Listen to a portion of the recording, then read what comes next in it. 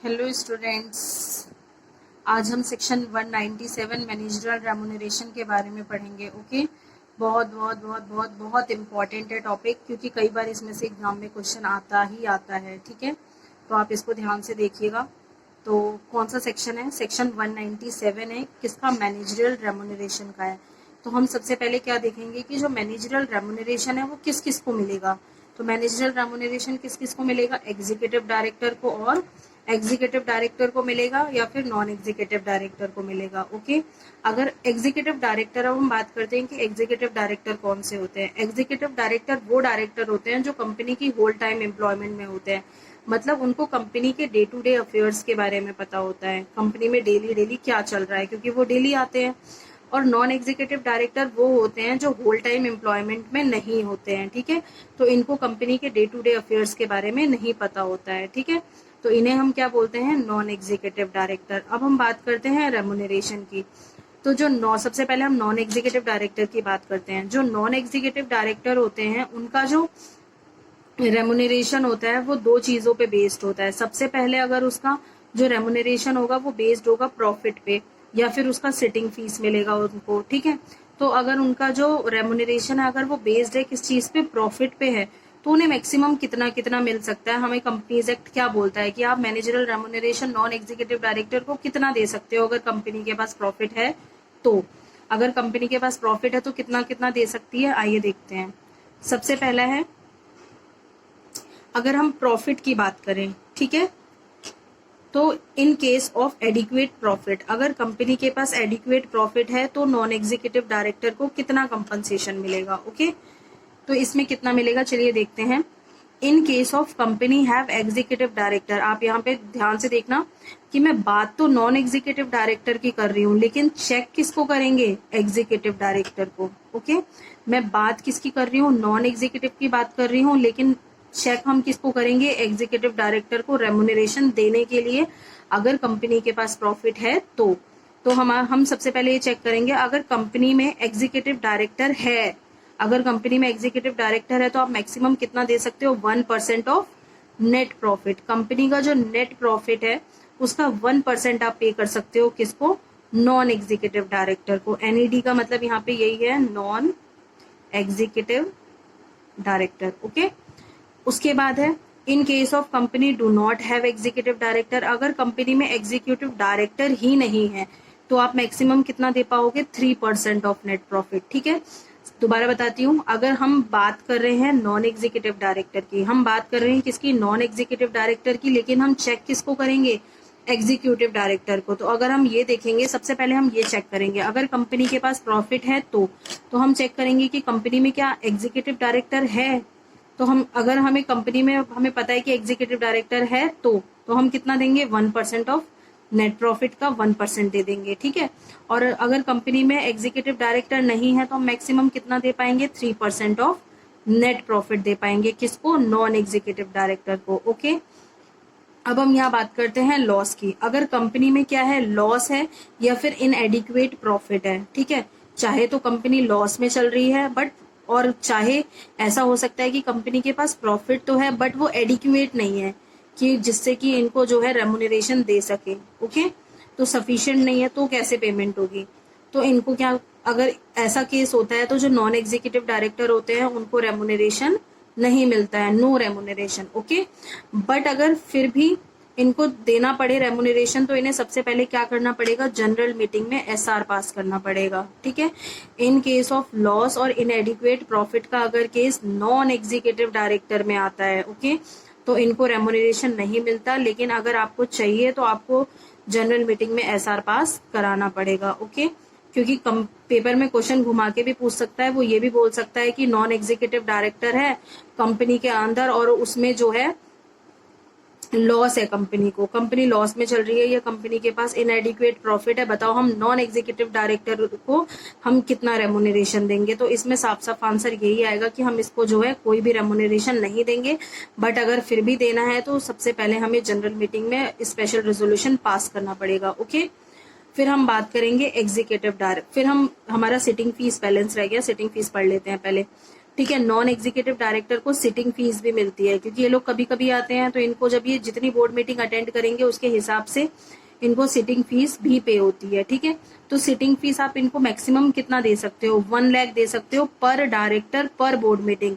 मतलब 1 लाख सारे डायरेक्टरों को मिला के नहीं है, सिंगल सिंगल इंडिविजुअली डायरेक्टर को है। 1 लाख मैक्सिमम 1 लाख तक दे सकते हो, 1 लाख से कम भी चलेगा लेकिन 1 लाख से आप ज्यादा नहीं दे पाओगे। ओके, पर डायरेक्टर पर बोर्ड मीटिंग, जितनी बोर्ड मीटिंग वो अटेंड करेंगे उतनी बोर्ड मीटिंग के हिसाब से इनको मिलेगा, including adjourn meeting. Adjourn meeting वो मीटिंग होती है कि मीटिंग होने वाली थी इस डेट पे, मतलब आज मीटिंग होने वाली थी लेकिन किसी रीजंस की वजह से आज मीटिंग कंडक्ट नहीं हो पाई, तो इसकी वजह से अब वो नेक्स्ट वर्किंग डेज में जो है शिफ्ट कर दी गई है। ओके, तो इसे बोलते हैं हम एडजर्नमेंट। तो अगर ये वाला केस भी आता है, अब तो मीटिंग तो थी लेकिन वो एडजर्न हो गई है, तो उसका भी जो है नॉन एग्जीक्यूटिव डायरेक्टर को पैसे मिलेंगे, मतलब सिटिंग फीस मिलेगी ही मिलेगी। ओके, इवन कंपनी को अगर लॉस भी हो रहा है, अगर कंपनी लॉस में भी है तो भी कंपनी को क्या देना पड़ेगा, सिटिंग फीस देना पड़ेगा। किनको, नॉन एग्जीक्यूटिव डायरेक्टर को। ओके,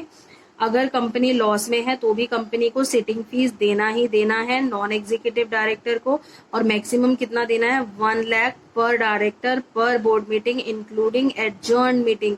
मीटिंग जो क्वेश्चन अगर पेपर में बनेगा तो वो बोल देंगे कि मीटिंग तो एडजर्न हो गई थी, बताओ अब नॉन एग्जीक्यूटिव डायरेक्टर को सिटिंग फीस मिलेगी कि नहीं मिलेगी। तो आप लिखोगे प्रॉपर मैक्सिमम 1 लाख पर board meeting including adjourn meeting है, मीन्स अगर मीटिंग एडजर्न हुई है तो भी नॉन एग्जीक्यूटिव डायरेक्टर को सिटिंग फीस मिलेगी ही मिलेगी। ओके, मैंने चार्ट फॉर्म में पूरा बनाया है, चार्ट फॉर्म से आपको बहुत अच्छे से क्लियरली समझ आ जाएगा और पेपर में लिखने में भी प्रॉब्लम नहीं होगी। ठीक है, दोबारा बताती हूँ, ये नॉन एग्जीक्यूटिव डायरेक्टर की हम बात कर रहे हैं। नॉन एग्जीक्यूटिव डायरेक्टर का अगर प्रॉफिट पे बेस है तो, और सिटिंग फीस पे बेस है तो अगर प्रॉफिट पे बेस है तो हमारे 2 केस हो सकते हैं, कंपनी के पास प्रॉफिट होगा या फिर लॉस होगा और इनएडिक्वेट प्रॉफिट होगा।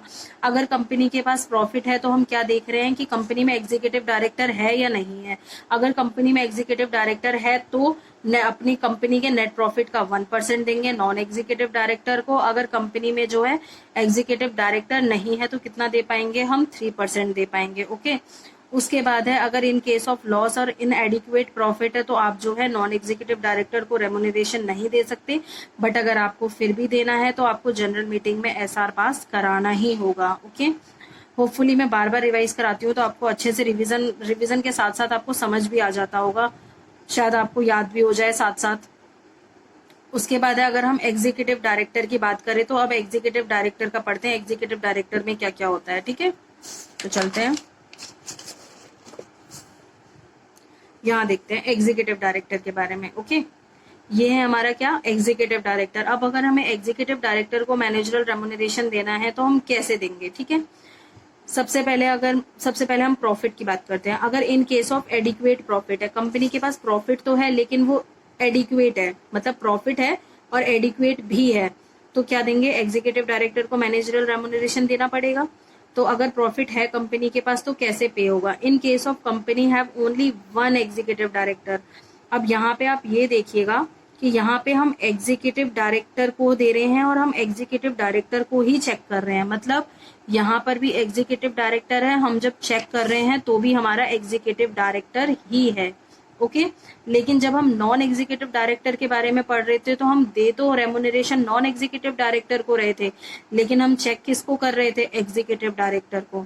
अब दोनों केसेस में ये समझ लो, हमें चेक तो एग्जीक्यूटिव डायरेक्टर ही करना है, चाहे हम नॉन एग्जीक्यूटिव डायरेक्टर को रेम्युनरेशन दे रहे हैं चाहे एग्जीक्यूटिव डायरेक्टर को दे रहे हैं। ओके, तो अब यहाँ पर हम देखते हैं कि in case of company have only 1 executive director, अगर कंपनी में ओनली 1 एग्जीक्यूटिव डायरेक्टर है तो आप कितना दे पाओगे, 5% ऑफ नेट प्रॉफिट दे पाओगे, किसको, एग्जीक्यूटिव डायरेक्टर को। ओके, ये ईडी का मतलब है एग्जीक्यूटिव डायरेक्टर।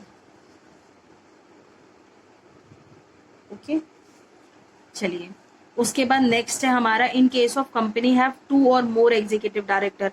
पहला केस था कि कंपनी में अगर 1 एग्जीक्यूटिव डायरेक्टर है, दूसरा केस है कि कंपनी में अगर 2 या 2 से ज्यादा एग्जीक्यूटिव डायरेक्टर है तो मैनेजरल रेम्युनरेशन कितना पे करना पड़ेगा। तो इस केस में मैनेजरल रेम्युनरेशन कितना जाएगा, 10% of net profit to the executive director. Okay, अगर कंपनी में 1 एग्जीक्यूटिव डायरेक्टर है तो हम 5% ऑफ द नेट प्रॉफिट देंगे, अगर कंपनी में जो है दो या दो से ज्यादा एग्जीक्यूटिव डायरेक्टर है तो हम कितना देंगे, 10% ऑफ नेट प्रॉफिट देंगे। ओके, उसके बाद हम बात करते हैं इन केस ऑफ लॉस और इनएडिक्वेट प्रॉफिट। अगर कंपनी के पास लॉस है और इनएडिक्वेट प्रॉफिट है तो हम कैसे देंगे, तो इसके लिए हमें कंडीशन चेक करना पड़ेगा।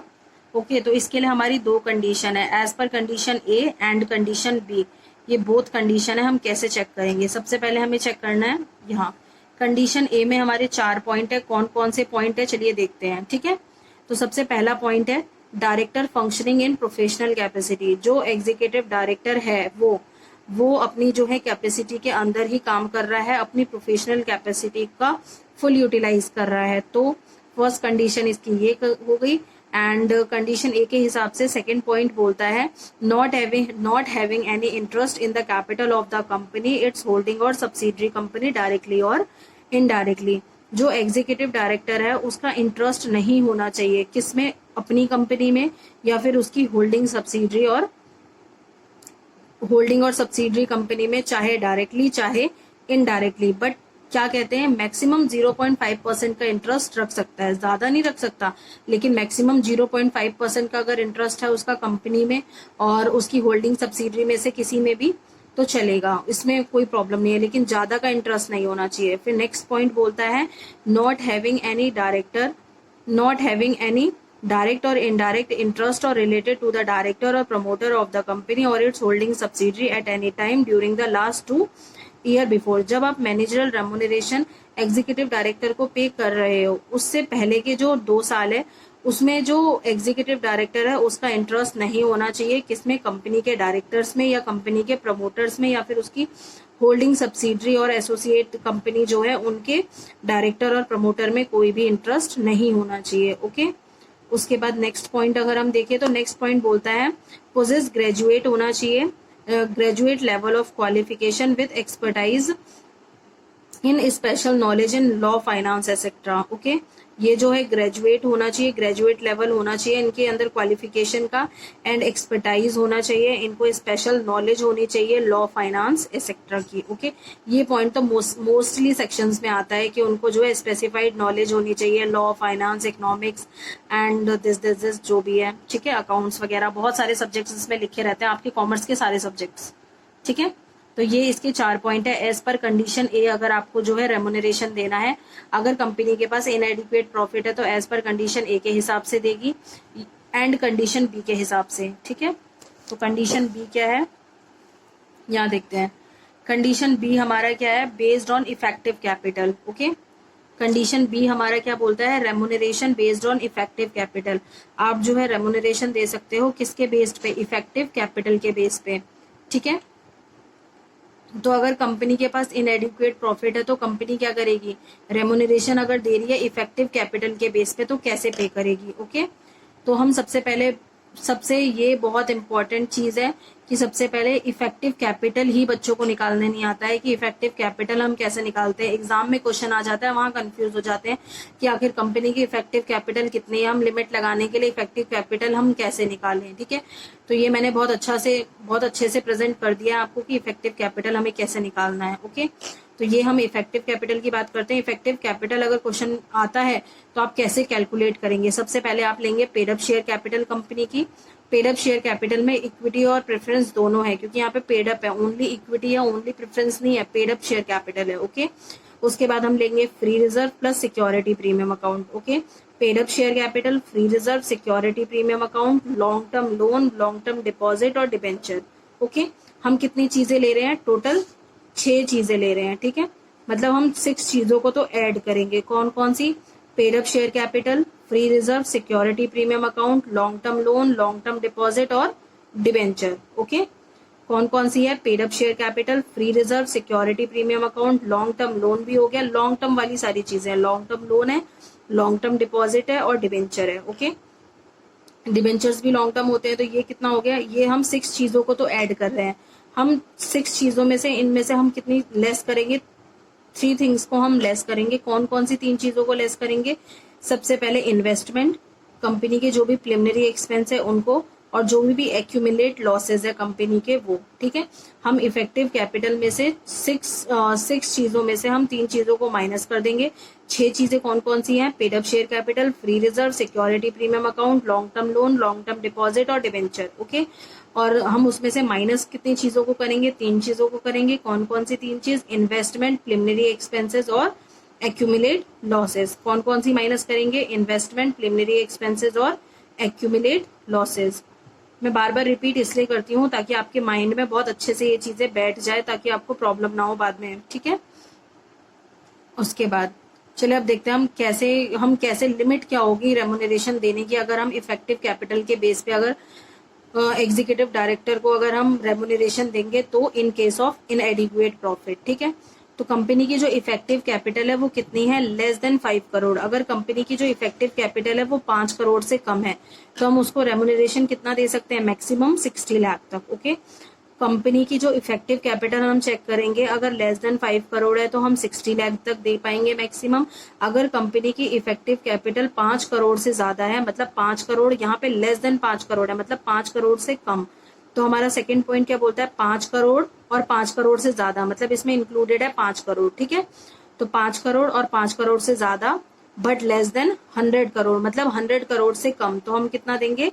84 लाख तक दे सकते हैं मैक्सिमम। उसके बाद अगर हम बात करें तो यहाँ पे 100 करोड़ और 100 करोड़ से ज्यादा होगा but less than 250 crore, okay. 100 crore और 100 करोड़ से ज्यादा बट लेस देन 250 करोड़, तो हम कितना दे पाएंगे? मैक्सिमम 120 लाख तक दे पाएंगे। उसके बाद फोर्थ पॉइंट बोलता है कि 250 करोड़ और उससे ज्यादा है तो कितना दे पाएंगे? 120 lakh, okay, plus 0.01% of effective capital above 250। इसका मतलब है 120 लाख तो आप दोगे ही दोगे, ओके। लेकिन अगर 120 लाख से मान के चलो 40 करोड़ ज्यादा है, ठीक है, तो आप क्या करोगे? इसमें प्लस करोगे कितना? 40 करोड़ का 0.01%, ओके।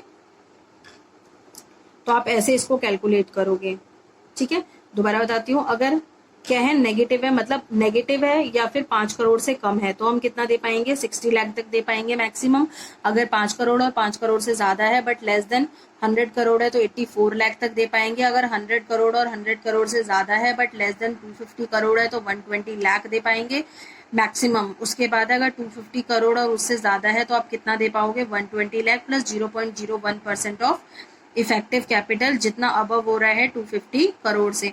मतलब 250 करोड़ से आपका जितना करोड़ या जितना लाख ज्यादा है उसके ऊपर 0.01% लगा दो और 120 लाख प्लस 0.01% के बाद जो भी अमाउंट आ रहा है उसको ऐड कर दो, तो इतना हम रेमुनरेशन दे पाएंगे। होपफुली आपको अच्छे से क्लियर हो पाएगा। एक बार मैं गो थ्रू कर देती हूँ शुरू से। चलिए अब मैं जल्दी जल्दी थोड़ा सा गो थ्रू कर देती हूँ, रिवीजन हो जाएगी आपकी। हम बात कर रहे थे किसकी? मैनेजरल रेमुनरेशन की। कौन से सेक्शन में है? सेक्शन 197। तो हम मैनेजरल रेमुनरेशन किस किस को पे करते हैं? एग्जीक्यूटिव डायरेक्टर और नॉन एग्जीक्यूटिव डायरेक्टर को। अगर हम एग्जीक्यूटिव डायरेक्टर, कौन से डायरेक्टर होते हैं? जो कंपनी के होल टाइम एम्प्लॉयमेंट में होते हैं। और नॉन एग्जीक्यूटिव डायरेक्टर वो होते हैं जो कंपनी की होल टाइम एम्प्लॉयमेंट में नहीं होते, मतलब इनको कंपनी के डे टू डे अफेयर्स के बारे में पता नहीं होता, ओके। तो जो नॉन एग्जीक्यूटिव डायरेक्टर है उनको जो है मैनेजरल रेमुनरेशन पे किया जाता है। अगर प्रॉफिट के बेस पे है तो हम कितना पे करेंगे, अगर सिटिंग फीस के बेस पे है तो हम कितना पे करेंगे। अगर प्रॉफिट के बेस पे है तो हम सबसे पहले ये देखेंगे कि कंपनी के पास अगर एडिक्वेट प्रॉफिट है तो। अगर कंपनी के पास एडिक्वेट प्रॉफिट है तो हम दे किसको रहे हैं? नॉन एग्जीक्यूटिव डायरेक्टर को, लेकिन हम चेक किसको करेंगे? एग्जीक्यूटिव डायरेक्टर को। अगर कंपनी में एग्जीक्यूटिव डायरेक्टर है तो 1% of net profit, 1% of net profit देंगे किसको? नॉन एग्जीक्यूटिव डायरेक्टर को। और अगर